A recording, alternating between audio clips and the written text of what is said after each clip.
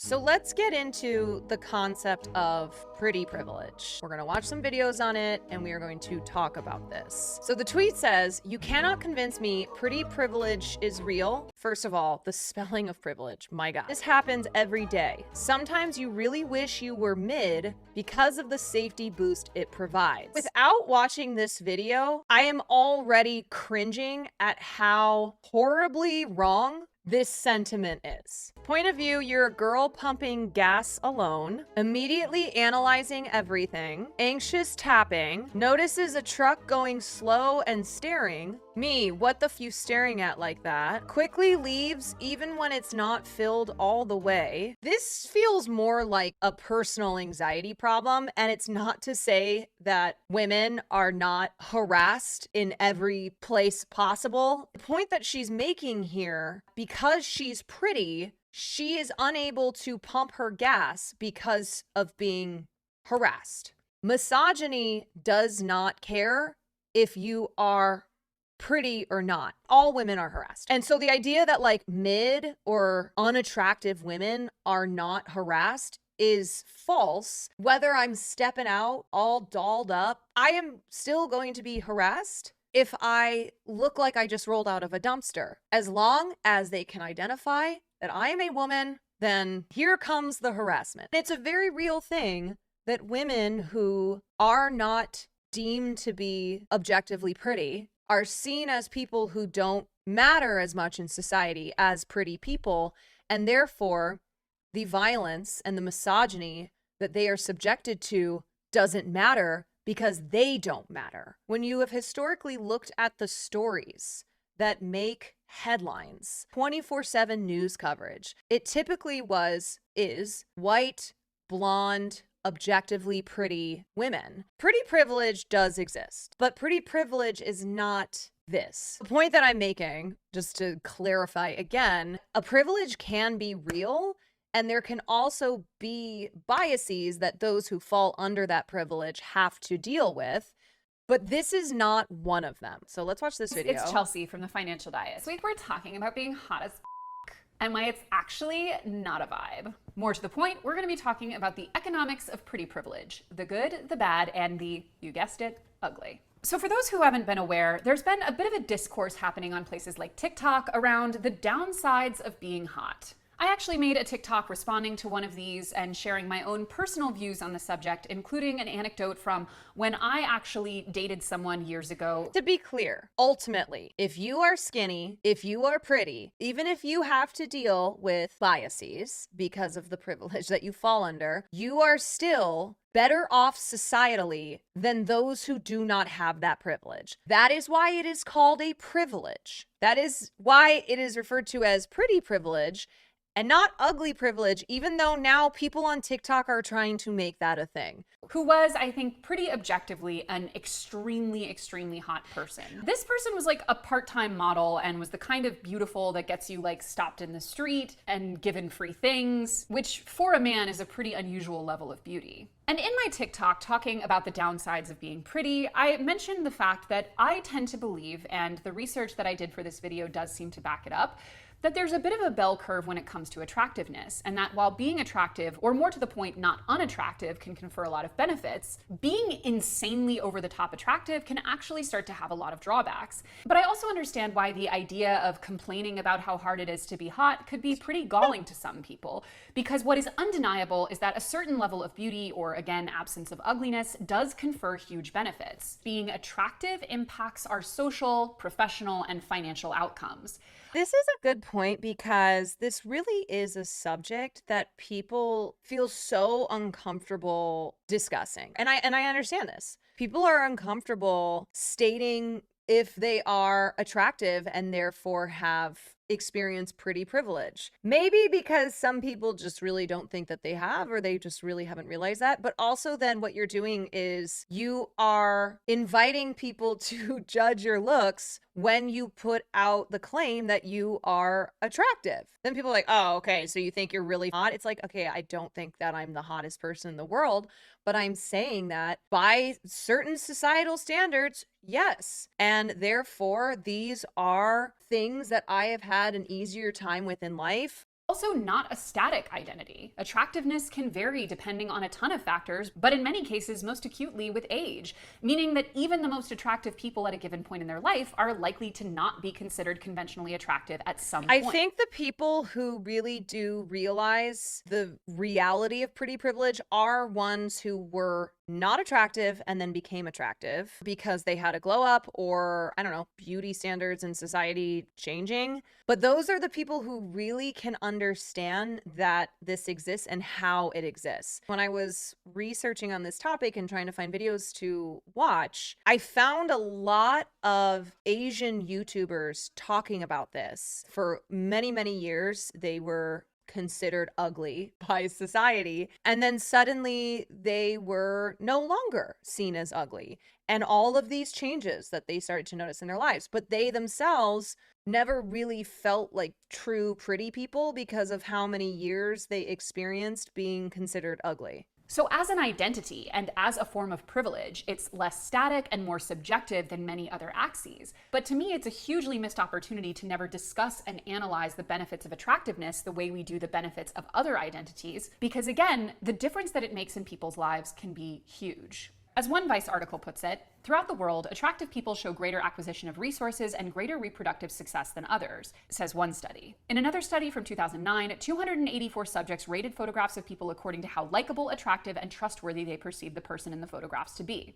Results showed that attractive individuals were deemed more trustworthy than unattractive individuals. And a lot of the benefits tend to break down along gender lines, with different aspects of attractiveness being valuable to different genders. When it comes to men, for example, few things have quite as much impact as being tall, or more to the point, not being tall. Quote, the relationship between height and earnings is nonlinear for American men. Being an inch shorter than average correlates with annual earnings of about 5% lower, but being an inch taller than average does not have much impact, though men who are about 4 or more inches taller than average earn slightly more. This is why men are undergoing one of the most brutal surgical procedures in leg lengthening. It is horrifying to read about. It's like something out of a horror movie. Having to break the bones in their legs and then put in, lengtheners that will stretch out the bones. They can't walk for months and have to undergo like very serious physical therapy. Then they talk about how much their lives changed. Some of these guys going from 5'4" to 5'10", they're like, it completely changed my life in every aspect. Men more than 20% shorter than average, 66 inches or less, earn at least 10% less.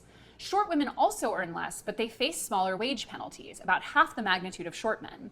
But tall women do out-earn their peers. Each extra inch of female height adds about 1% more in earnings. It's such a wild, I don't even know how you do studies to determine that. Non-short people tend to work in skilled jobs that pay more and have more education. Short Americans are also more likely to be in poor health and to live in poverty. For women, there is tall and then there's too tall. Women who are too tall do struggle, especially in industries like Hollywood. So it's undeniable that certain markers of attractiveness obviously this information is not 100% concrete. There are some pieces of what she's saying where you could argue correlation and not causation. What she is saying by and large is correct when we're talking about societal advantages that attractive people have. And just think about it. How do you react around attractive people? Like, maybe this isn't even something you notice, but if you start to pay attention to it, you will see that you fall into the ways that attractive people are treated versus unattractive people. Let's be real. I think that I would have a harder time, and now this is not me being like, I'm so hot,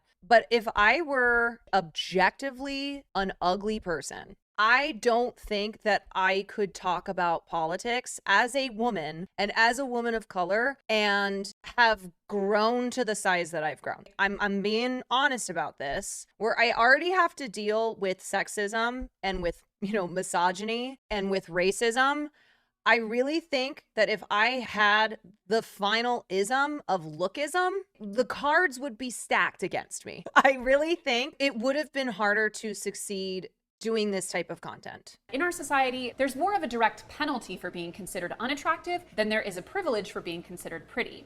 Essentially, we've kind of created a situation where being attractive is almost considered the baseline, and people who are not attractive enough are viewed as falling short of that unspoken metric. However, there is some data to suggest that there are diminishing returns when it comes to our levels of attractiveness, and that being the kind of hyper attractive that I talked about at the beginning of the video can actually present a lot of downsides. Again, one of the reasons why those seemingly obnoxious TikToks about how hard it is to be pretty don't actually bother me that much. From an article in spring.org, although attractive, pretty, and beautiful people are generally more popular socially, there is some evidence how hard it is to be pretty. Very attractive people can experience social rejection from members of their own sex. And people in relationships also tend to protect themselves from beauty by ignoring it. Research shows that when we're thinking about love, we automatically ignore attractive members of the opposite sex, probably to protect our feelings about our own long-term partner. And while it can't be overstated that people of all conventional levels of attractiveness can experience harassment and unwanted attention in the workplace, there is also compelling data to suggest that very attractive women in particular can be penalized in the workplace for their extreme attractiveness. That can manifest in a lot of things, like being propositioned for romantic interludes, not being taken seriously by superiors, being penalized by other women, or just generally having a perception that they are in the position they're in professionally because of their attractiveness and their sex appeal rather than their actual merit. In education, for instance, Walker and Freevert found a wealth of research showing that better-looking students at school and university tend to be judged by teachers as being more competent and intelligent, and that was reflected in the grades that they... There are studies that show that this begins from when we are in grade school, where cute kids are better treated than not cute kids. I gotta be honest, okay? I was a substitute teacher. I could feel that instinct to, not like I was gonna treat ugly kids horribly, but kids who are really, really cute, you could definitely see how they get away with more, okay? Now, you have to push back against that instinct. I am just remembering as a teacher how I would feel towards kids who were really, really cute. If those kids were also good students, then, oh my God, that was just the creme de la creme. Caroline hates ugly children, confirmed. No, I did not send the ugly kids to the closet. No. I asked my dad once, why did you have so many kids? And he goes, because we had your sister and she was so cute. And so we said, we should have another one. And then we had you and you were so cute. And so we said, we should have another one. And so we just kept having kids because you were just so cute. So I've had cute privilege. That's why I'm alive. Yeah, my parents had 5 kids. Does that mean that the last sibling was the ugliest and broke the trend? No, that means that we had 5 kids and we all told my parents, like the kids, we all said it's enough. What's more, the bubble's influence inflates over the years. There's a cumulative effect, explains Freevert. You become more confident and have more positive beliefs and more opportunities to demonstrate that competence. And when it comes to potential downsides of beauty, even really worrying ones when it comes to things like medical care that more attractive people might receive. From that same article, more worryingly, being beautiful or handsome could harm your medical care. We tend to link good looks to health, meaning that illnesses are often taken less seriously when they affect the good looking. When treating people for pain, for instance, doctors tend to take less care over more attractive people. Now, I don't say all of this to say that pretty privilege isn't still real. As we've discussed, it is, and there are huge ways that it impacts people.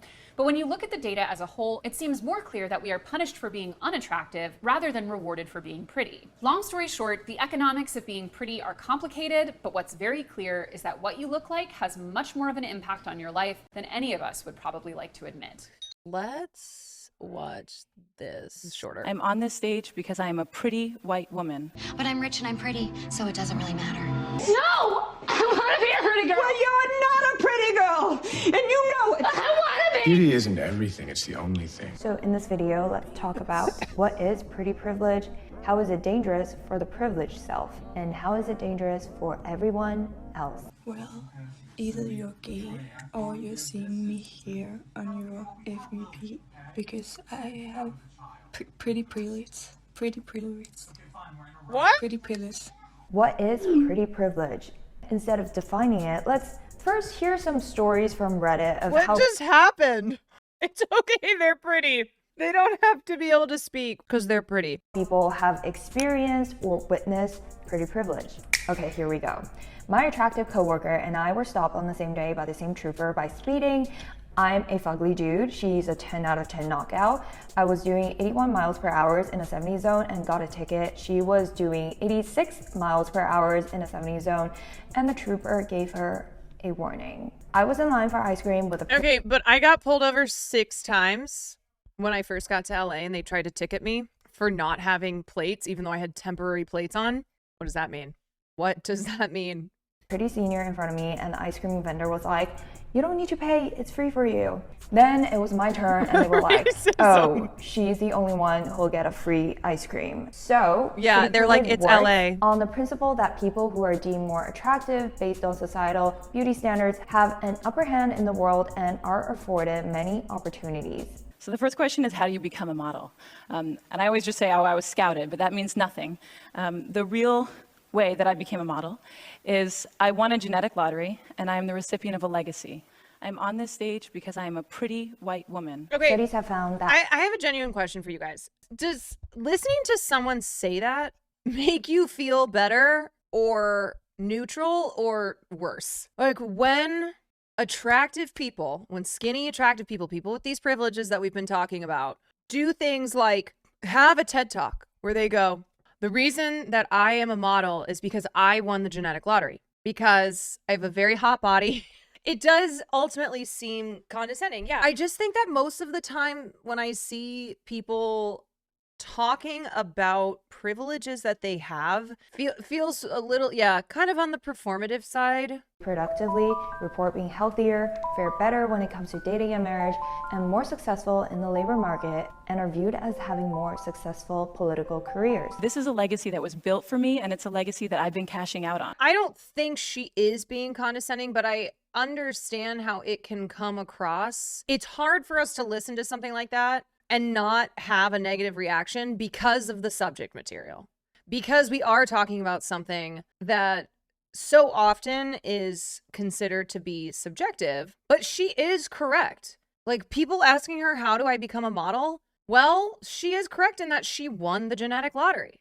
She didn't do anything other than be born. Okay, so let me get my credentials out of the way really quickly. A few years ago, I looked like this.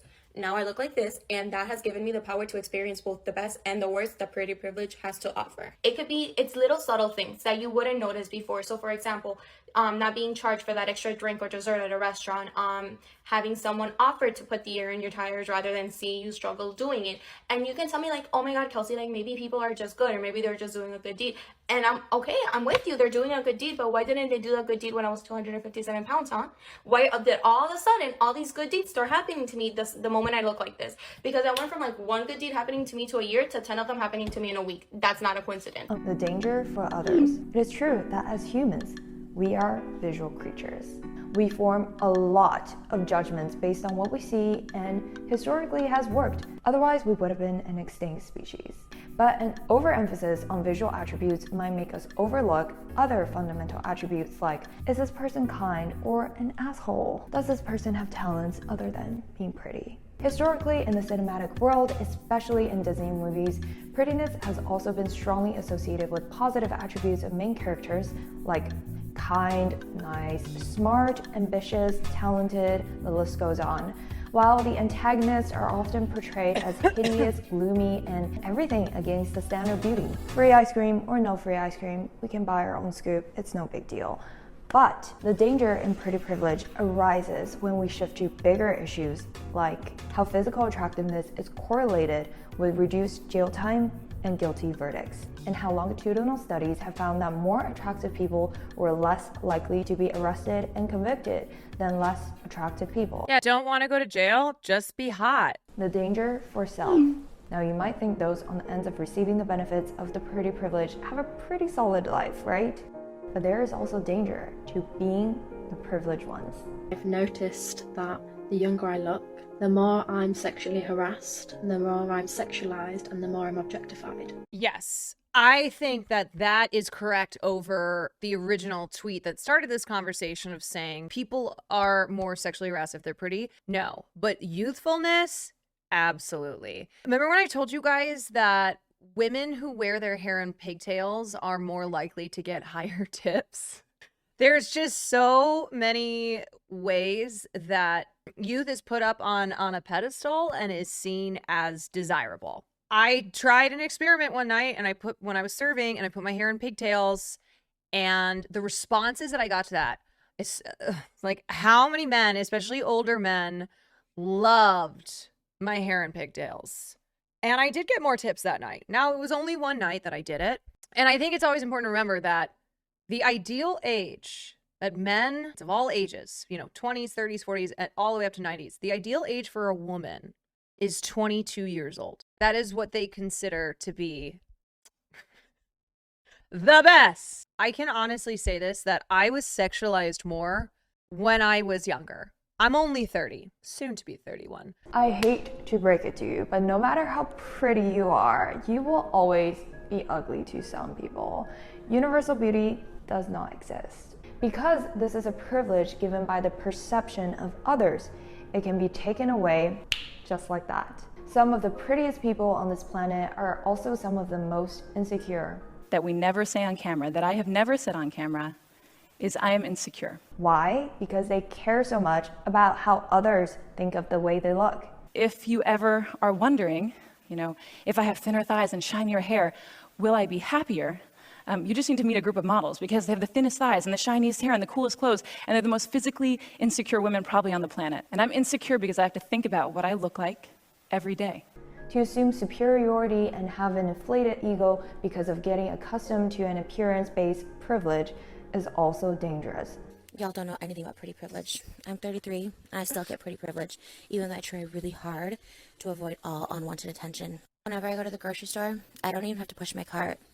I'll be reaching for potato lays, and someone gives me a boost. Yeah, they boosted my butt so I can Okay, as much as I hate to say it, she is funny.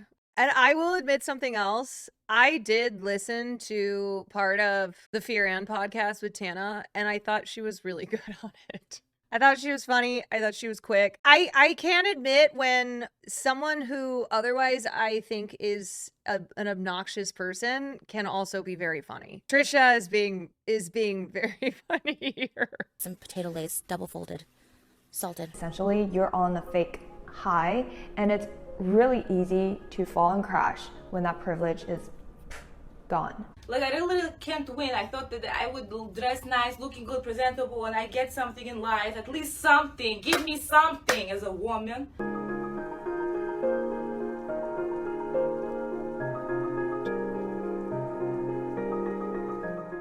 It could also be very demoralizing if you use your talents and your hard work for all the amazing things you've achieved.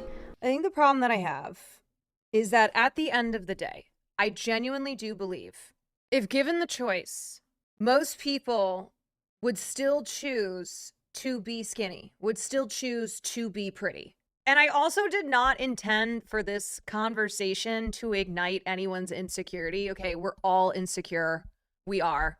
That is a fact to varying degrees. I didn't want this to be a shallow conversation like, oh, pretty versus ugly. I just couldn't believe. This is how it started off. I couldn't believe this tweet, and I couldn't believe how many people were saying, actually, yeah, me as a pretty person, I am harassed more, et cetera, et cetera. I was like, we need to have a conversation about actual pretty privilege. I think that we are all trying, influencers are really trying to be relatable.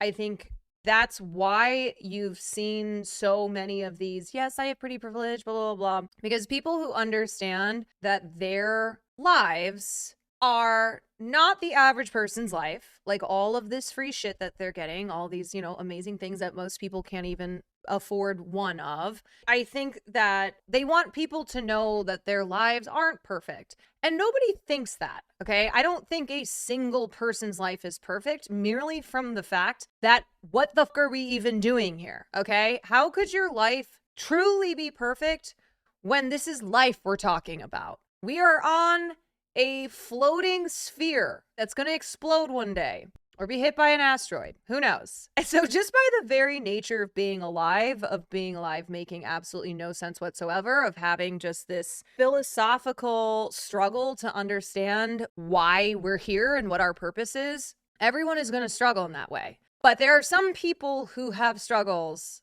that others simply do not. And that's most of us. Most of us have struggles that beautiful models and rich, famous people don't have. And so as far as wanting to be relatable and not wanting people to think that your life is perfect, but then also posting all this so that your life does look perfect, I really think is what fuels a lot of this. The most important point there was that pretty privilege is real, but also being pretty does not mean that you are sexually harassed and people who are not pretty are not. Like, that is just absolutely whack.